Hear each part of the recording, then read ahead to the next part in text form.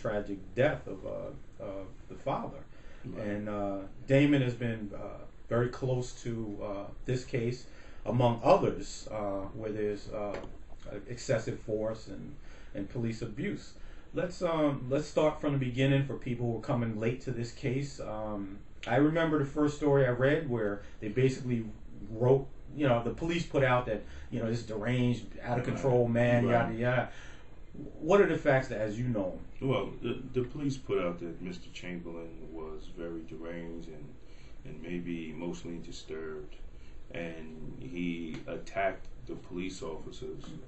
He attacked a 5-man SWAT team with a shield, and they had to shoot him with a taser and then hit him with beanbags. And according to Commissioner Chong's first report, that didn't stop a 68-year-old man with a heart condition and COPD. And then they ultimately had to put 2 rounds in his chest.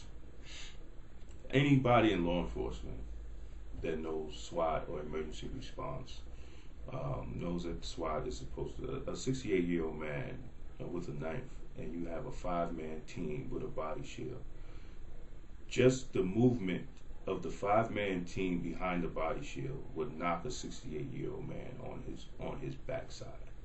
And then you can subdue, because the body shield, you must understand, goes from head to toe. And I also understand, and I'm waiting to see, they said that it was electrical body shield. I'm not too sure about that, but still, if it was a stun shield, it still would have knocked him on it. As far as I'm concerned, as a correctional officer for 22 years at Westchester County Department of Correction, we have never used deadly force to subdue an inmate that is in good health, 40 years younger than Mr. Chamberlain, and take a weapon away from him. So this was a question. So the family being gracious that they were, they didn't point blame, they just wanted to know the truth. They met with the DA's office, which was, amazing that the DA's office, and maybe it was a mistake that they allowed the family to see the videotape from the taser, because the taser is equipped with audio and video when you pull it out of this holster. They let them see the video from the hallway, and also hear the recording from Life Alert. And Life Alert is the key component to this whole thing. And from what the family says that happened, that they believe that their loved one, Kenneth Chamberlain Sr., who was a retired Marine veteran and a retired correction officer, was killed by White Plains Police Department. What their story was, that when the police officers came to the home and knocked on the door, because they were called there, because Life Alert called the police department, Mr. Chamberlain did not pick up the Life Alert phone. Mr. Chamberlain told them that he was okay. The police refused to leave. Words went back and forth with Mr. Chamberlain, and Mr. Chamberlain eventually called Life Alert back to ask Life Alert to get the police away from his door. Life Alert contacted White Plains Police Department. The supervisors on the scene disregarded their request for the police officers to leave. Mr. Chamberlain refused to open up his door because he didn't commit any crime. And they wasn't there for a crime. They was just there because Life Alert called them to the house. So we asked the question, we always would ask the question, well, why was such a rush to get into the man's home when there wasn't really no distress call of anybody else? Commissioner Chong tried to use the statement that the police didn't know if he was alone by himself.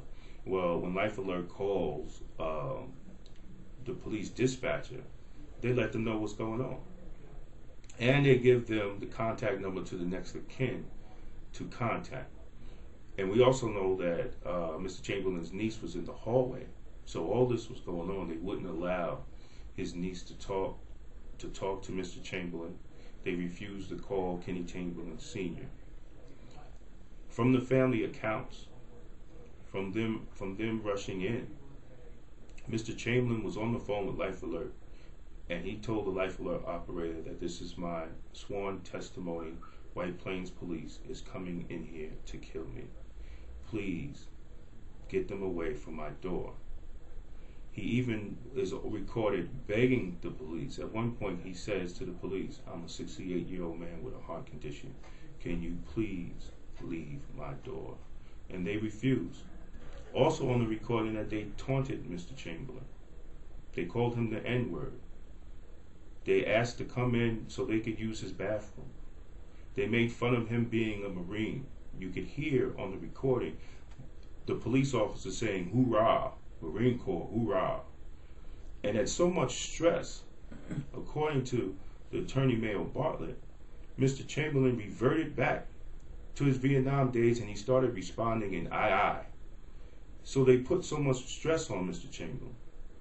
And from the videotape of the taser, Mr. Chamberlain, when they shot him with the taser, Mr. Chamberlain did not have any weapon in his hand. He was standing there in his boxing shorts. He was far enough away that both of the taser needles did not go in. And then they shot the beanbags, and then after that, they put 2 rounds in Mr. Chamberlain's chest. And that is a story from the family who had seen the audio, or heard the audio, and seen whatever video. And I'm telling you that they will get the videotape, and I do believe the recording from Life Alert, and these police officers did not know that when Life Alert calls somebody that's under Life Alert, they do not hang up, and they record everything that's going on.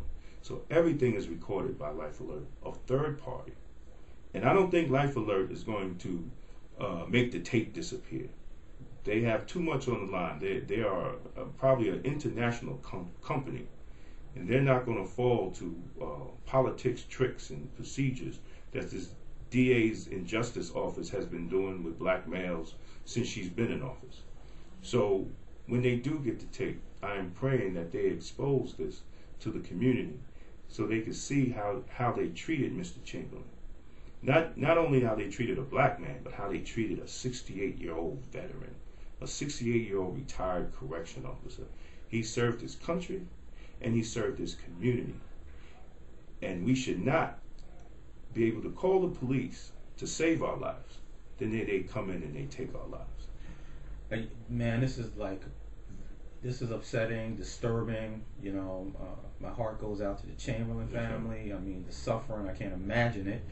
But it's a common theme in our. Yes, I mean, if you grow up, and people don't want to hear this because they always say, "Well, they must be doing something." But if you grow up black in America, somebody in your family, is gonna be roughed up by the police. That's right. I mean, it's just a fact of life. And the fact of the matter is, and I lost count as many times I got pulled over, but I don't get no warm, fuzzy feeling when cops roll up on me with the lights flashing. I don't feel like, oh, I'm gonna be safe. No, I wonder if this is my last day on earth. That's and right. It could be anything from not turning on my blinkers, but yet, what am I gonna walk away with? That's an American reality.